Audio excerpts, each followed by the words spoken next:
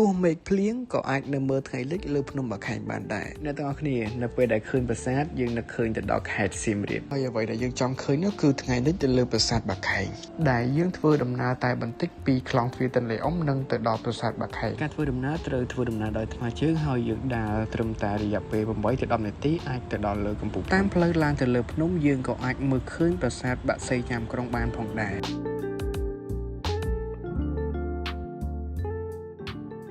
មកដល់ទីនេះយើងអាចមើលឃើញបានមួយកន្លែងទៀតគឺបារាយណ៍ទឹកថ្លាហើយយើងអាចផ្តិតយករូបភាពស្អាតៗនៅលើទីនេះបានផងដែរ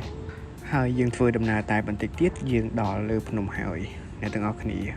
ឡូវនេះយើងបានមកដល់លើកំពូលភ្នំហើយពិតជាស្រស់ស្អាតមែនទែនប្រាសាទបាខែងយើងនេះគឺមានប្រាសាទដែលជាច្រើនដែលមានយូនីកផ្សេងគ្នារូបរាងផ្សេងគ្នាគួរឲ្យគយគន់មែនទែនលើប្រាសាទបាខែងនេះហើយមកដល់ទីនេះខ្ញុំអត់នឹកស្មានថានឹងមានថ្ងៃលិចទេព្រោះដោយសារតែមេឃថ្ងៃហ្នឹងគឺភ្លៀងខ្លាំងមែនទែនប៉ុន្តែយើងចង់ឃើញនៅ